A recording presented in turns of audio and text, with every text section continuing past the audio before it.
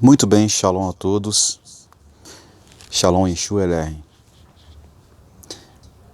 Vamos dar início a uma saga de estudos e reflexões acerca sobre casamento judaico. Hoje não é o primeiro dia que eu quero fazer esse vídeo, mas eu vou preparar aqui uma introdução, um caminho para aqueles que querem conhecer a cultura judaica, para aqueles que querem conhecer como é feito o casamento judaico, toda a liturgia. Para isso tem que haver uma preparação, um estudo, tem que haver uma pesquisa para que vocês venham ficar por dentro. E eu separei aqui hoje uma história muito conhecida, muito famosa, do filho de Abraão, Yitzhak, que é o Isaac ben Abraham. Isaac, filho de Abraão. E nessa história sobre Isaac, eu quero falar sobre o casamento de Isaac e por que a noiva ela usa véu. É bem verdade que nos casamentos orientais, os casamentos famosos e nos casamentos cotidianos, é claro que toda noiva, né, toda mulher, ela usa um véu no rosto. E você vai perguntar qual o significado do uso do véu da noiva. As pessoas, as antigas, vão te responder, porque fulano de tal é virgem, ela vai se casar virgem, por isso que usa o véu no rosto. Mas não é simplesmente a resposta exata do significado do uso do véu do rosto. O significado do véu do rosto é místico e muito profundo, vai além daquilo que você possa pensar ou imaginar.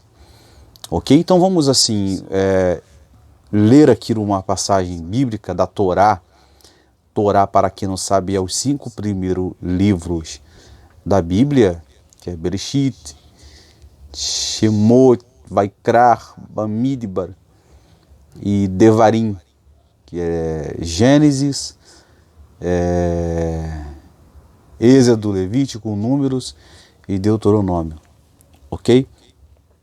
Para você tentar saber o significado do véu. Por que a mulher ela usa o véu no rosto? A mulher, no caso, a mulher judia. Primeiramente, eu quero dar uma temática a este vídeo. A temática é o seguinte: você, quando eu falo você, eu estou me referindo a pessoas que são casadas. Você casou por amor, por dinheiro ou por beleza? Se você puder responder, se você tiver coragem e audácia de responder, você pode deixar no seu comentário aí no vídeo abaixo. Mas olha só, vamos para a Bíblia, para a Torá. A Torá, eu já expliquei, é um livro usado por nós, judeus, que semanalmente usamos esse livro tratando assuntos da Paraxá ou Parashut. Para você que é evangélico, na sua igreja tem a escola dominical, a EBB. Todo domingo, né, o professor ali, o pastor, ele traz um resumo da lição da semana. Mesma coisa é a Paraxá, só que na Paraxá nós não usamos revistas, usamos a própria Bíblia, que é a Torá, e usamos também a Haftará, que são os Neviim, são os profetas, pode cair em qualquer livro a Haftará. E também usamos a Brit Hadashá, que é o Novo Testamento. Ok? Então vamos usar a Torá para base deste estudo, que a temática é: você casou por amor, por aparência ou pelo dinheiro? E também o significado místico do véu da noiva. Por que que a noiva ela usa o véu? Vamos lá, vamos para a história de Isaac, que eu estou falando, né, muito. Tem pessoas que não têm paciência para ouvir. Esses dias uma moça me respondeu aqui mesmo no canal, ela: nossa, o vídeo é muito bom, porém é muito lento. Gente, isso aqui não é uma pregação, né? Então tem que ter paciência para quem quer aprender, para quem quer estar por dentro dos estudos. Temos que explicar assim de forma pausadamente, não é uma pregação onde, né, eu fico ali e aconteceu isso, aconteceu aquilo e blá blá blá, né? Isso não é uma igreja, é um estudo, é como se fosse uma palestra, porém eu estou aqui do lado de cá e você está do lado de lá, né? Então vamos lá. Sefer Bereshit, que é o livro de Gênesis 24, que é a famosa história do casamento de Isaac.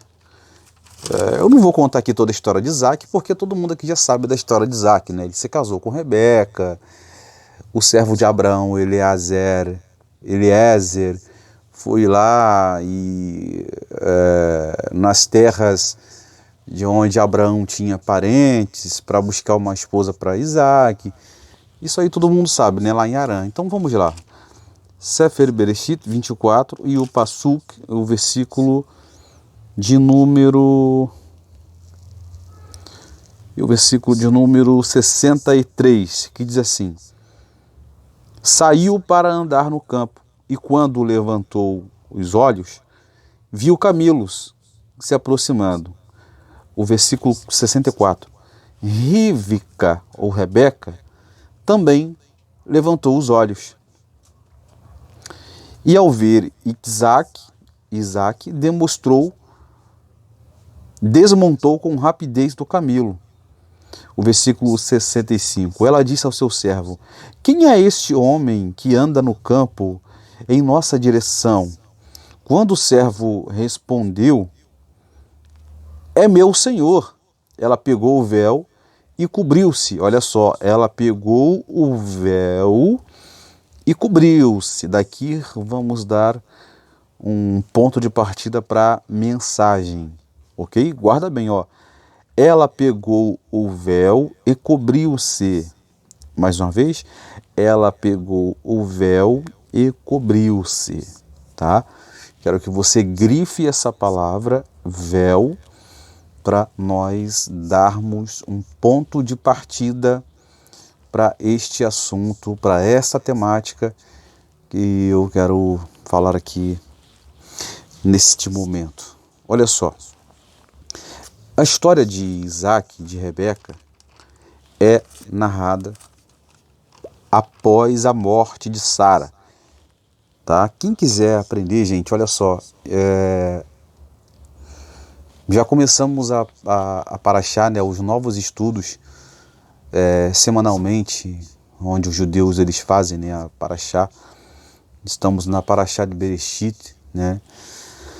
E é uma oportunidade única de você aprender toda a Bíblia estudando a paraxá conosco, ok? Eu vou me programar, me preparar mais para me trazer e fazer gravações das parachutes. Olha só, a história de Isaac e de Rebeca faz parte da paraxá Hayê Sará, a vida de Sara, ok?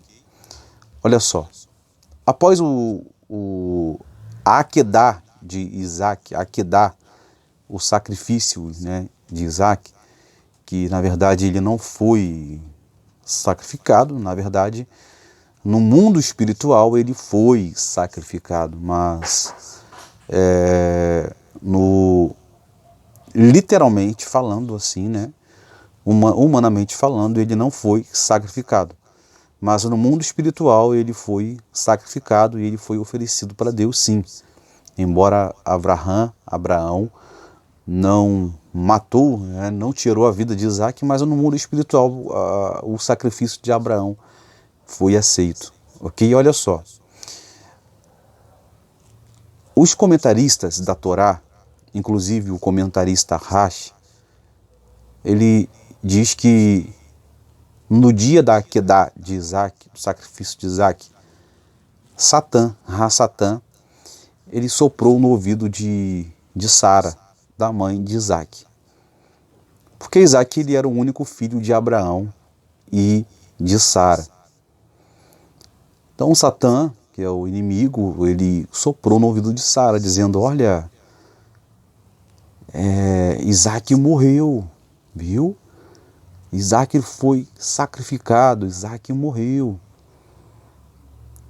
E o comentarista Rashi, que é um dos comentaristas da Torá, respeitadíssimo, ele diz que neste exato momento, Sara entrou em agonia. A mãe de Isaac, esposa de Abraão, entrou em agonia. O que aconteceu com ela?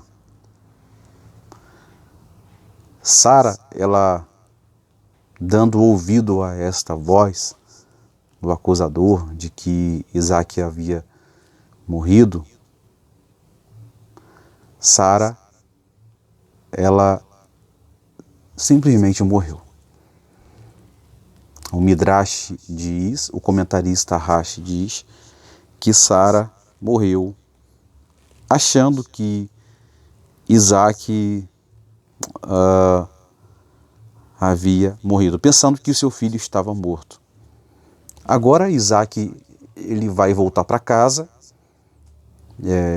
finda-se ali o sacrifício. Abraão ele passa do teste, né, que foi um dos testes que ele passou, um dos tribunais que ele passou. Finda-se o teste, então Isaac volta para casa e naquele momento, né, pós Akedah, né, pós sacrifício, Isaac está com seu coração bastante alegre, vivendo uma experiência única. Isaac se elevou espiritualmente, porque para cada testes que passamos, para cada provação que passamos, o Eterno, ele nos dá níveis espirituais, crescemos espiritualmente, nossa fé, nossa emuná, a nossa força aumenta após um teste, após uma luta, após uma labuta, após uma perca. Então Isaac ele vai para casa. Então Isaac naquele momento, ele poderia ter ficado com raiva do seu pai, né? Poxa, eu fui para o monte lá, Monte Moriá, e poxa, aquele drama todo, fui amarrado, Maquedá, fui amarrado no altar e eu ia ser sacrificado, tal. Não, Isaac ele não murmurou, pelo contrário, como eu falei, Isaac ele foi elevado espiritualmente.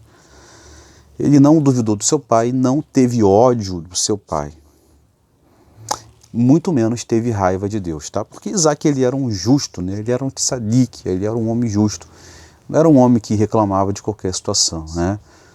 Abrindo um parêntese, né? Tem pessoas que não podem ser provadas por Deus. Tem pessoas que sequer podem ser provadas por Deus. Por quê? Porque essas pessoas elas não vão aguentar. Não vão aguentar o teste, não vão aguentar o peso no ombro do teste que ela vai carregar sobre ela. Porque o primeiro teste que ela passar, ela vai reclamar com Deus. Ah, não estou aguentando mais, eu vou me desviar dos caminhos de Deus, eu vou sair, eu vou... Então Deus ele só dá aquilo, né? Ele dá aquilo que nós aguentamos. Então, Isaac jamais, ele blasfemou, foi contra o seu pai. Pelo contrário, ele volta para casa com força, com a sua fé aumentada, com o seu nível de neshama da sua alma elevadíssima, uma experiência profunda que ele teve ali com Deus, ali no Monte Moriá. Então Isaac ele experimentou ali uma experiência sobrenatural no Monte Moriá. E quando ele voltou para casa, ele de repente ele acharia que ia encontrar sua mãe, de repente ele ia falar: "Oh mãe, que experiência fantástica que eu tive com meu pai lá no Monte Moriá". Só que quando o Isaac ele chega na tenda da sua mãe, pessoal, o Midrash diz que Sara, a mãe de Isaac, estava morta. A mãe de Isaac estava morta. A mãe dele, uma senhora de idade, a quem orou na sua velhice para ter um filho, estava morta. Então Isaac, naquele momento, ele lembra da sua mãe, das suas orações que foram respondidas, da história da sua esterilidade. Então Isaac ele chega, após um sacrifício, ele encontra a sua mãe morta. Imagine o coração de Isaac agora. Imagine o coração de Isaac vindo de um Maquedá, porque sempre quando saímos de um Maquedá, sempre quando saímos de um desafio, Deus ele nos coloca novos desafios. Só que quando saímos de um desafio e entramos em outros desafios, a nossa fé ela é aumentada. Ok? Ele foi solto do altar. Ele estava amarrado no altar quando Abraão ia sacrificar ele. Agora ele é solto de um altar, ainda tremendo daquela experiência vivida. Agora ele é lançado diretamente a um luto profundo. Um trauma acumulado em cima de trauma. E como ele vai se lidar com isso? Como é que ele vai se lidar com a morte de Sara, da sua mãe? Como é que ele vai lidar com a morte da sua mãe? Pós uma Maquedá, pós um sacrifício. Isaac ele vai agora entrar em um colapso traumático, mas a sua emuná, ela não vai ser enfraquecida. Pelo contrário, a emuná de Isaac ela vai ser fortalecida mais ainda. E agora, o que fazer? Como lidar com a dor da perca? Isaac vagueia pelos campos e ele vai orar. Ao invés de Isaac se trancar no quarto, ir para o quarto, se lamentar ali, naquele momento, não, Isaac ele vai para o campo, ele vai para o campo. A Torá diz que Isaac ele vai para o campo. Ele vai para o campo orar, para aprender a lidar com a dor, para lidar com a perda. Ele foi pelo campo para orar, para que a dor e a tristeza fossem embora. Então ele vai ter uma experiência profunda ali com Deus, que há comentários rabínicos que quando Isaac vai para o campo, na verdade ele vai para o Olam Abá. Ele tem uma experiência que ele vai ficar no Olam Abá, no paraíso, literalmente no paraíso, uma experiência fantástica que ele teve com Deus. E ali ele vai se elevar espiritualmente, ele vai subir de níveis espirituais que você nem imagina. Porque quando a dor vem, fechando já o parênteses que eu abri, quando a dor vem, quando a perca vem, não é momento de nos isolarmos num quarto, se isolar nas drogas, na bebida, não. É momento de levantarmos a cabeça e ir para o campo. E para a proteção do Altíssimo, do Divino, para que Ele venha nos elevar espiritualmente. O motivo de muitas pessoas entrarem em depressão é que as pessoas elas não sabem lidar com a perca, não sabem lidar com a rejeição, não sabem lidar com as percas da vida e elas se isolam. Isaac não, ele não se isolou, ele foi para o campo orar, ele foi buscar refúgio. Ele foi debaixo da proteção do Altíssimo. Até que um dia, Isaac ele vai sair dessa experiência de oração Neste interim, no clímax da história, Abraão também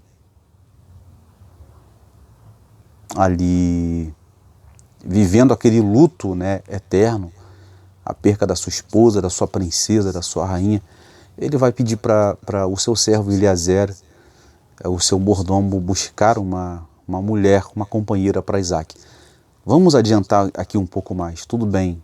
Eliezer vai lá, pega os camelos, pega pingente, pega ouro, pega prata, pega brincos, pulseira, cordões, joias, camelos e vai buscar uma esposa para Isaac. Ele faz um teste, ele faz uma prova, ele ora, fala com Deus. Deus ele responde Eliezer e de repente Eliezer vai lá na fonte, chega na fonte e ele encontra-se com Rebeca. Rebeca dá água para ele, para os camelos, e a oração de Eliezer é recebida. Eliezer ali, ele sabe que Deus respondeu ele na oração. Então Eliezer vai para a casa de Rebeca e aquela história toda acontece. De repente Eliezer traz Rebeca a pedido de Abraão, traz Rívca, traz Rebeca para Isaac. Quando Eliezer ele vem chegando no campo,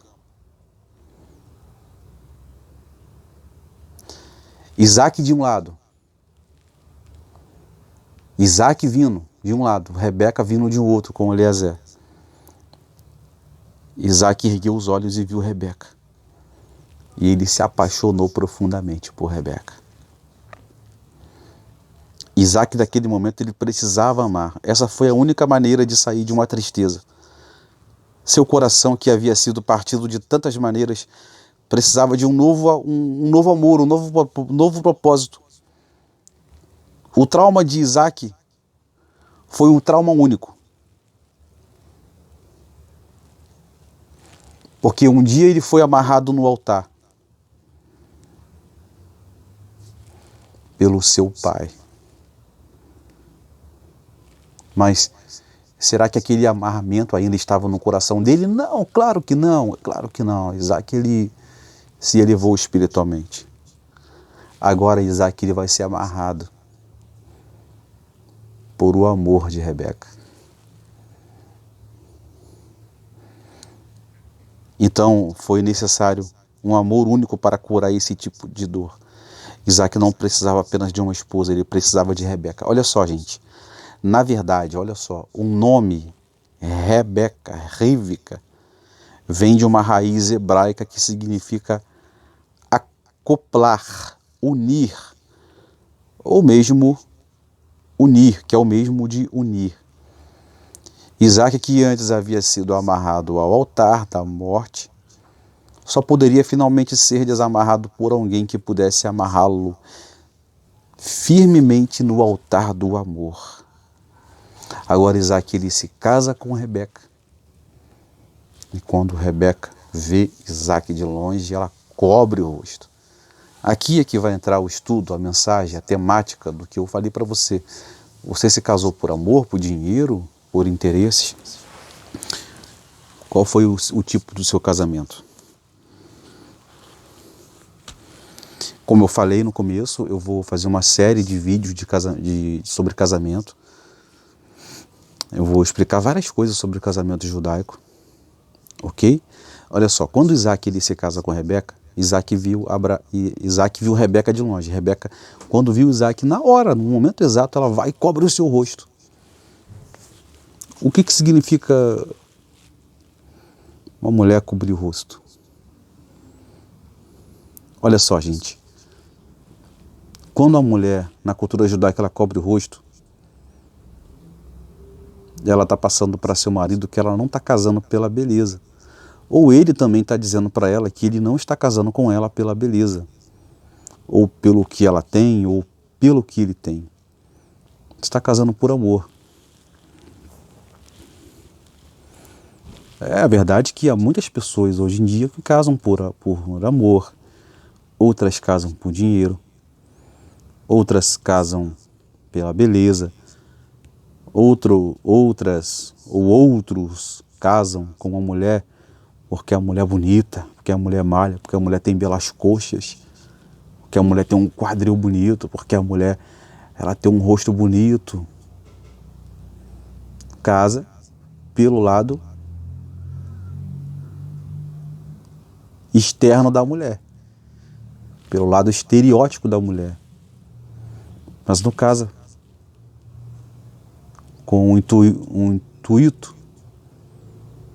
de um valor interno, mas pelo um valor externo. Há muitos homens que se apaixonam pela beleza. O fato de hoje em dia haver muitas garotas bonitas, mas são bonitas, não generalizando, que há muitas meninas que são bonitas e com caráter muito mais bonito ainda. Mas há também meninas bonitas e com um caráter ridículo, com um caráter podre. Não faz nada para impedir a busca de uma beleza interior. Muitas garotas simplesmente querem se encaixar com uma pessoa só pelo fato, porque o camarada tem dinheiro, tem casa, tem carro do ano, tem isso e aquilo. Muitas mulheres querem um homem que seja financeiramente estável, um cara rico. Homens também querem uma mulher que seja bonita, atraente, sexy, etc. E, de outra forma, há mulheres que querem ter um cara com um saldo bancário alto. E como lidar com isso agora? Por isso que há muitos divórcios no nosso meio. O porquê que Rebeca ela cobriu o rosto? É claro que tem que haver atração por um cônjuge. É claro que todos nós precisamos de dinheiro para sobreviver, mas esses não são os ingredientes mais essenciais para um casamento feliz. Muitas vezes as pessoas caem na versão externa de que realmente a beleza física é a mais importante e etc. Não, gente. A melhor beleza é a beleza interna, apoiada por um caráter confiável. E é esta mensagem por detrás do véu que eu quero dizer para você. Quando o noivo cobre a noiva, ele está dizendo a ela: não vou casar com você pelo seu rosto bonito. Eu estou me casando com você pela pessoa bonita que você é.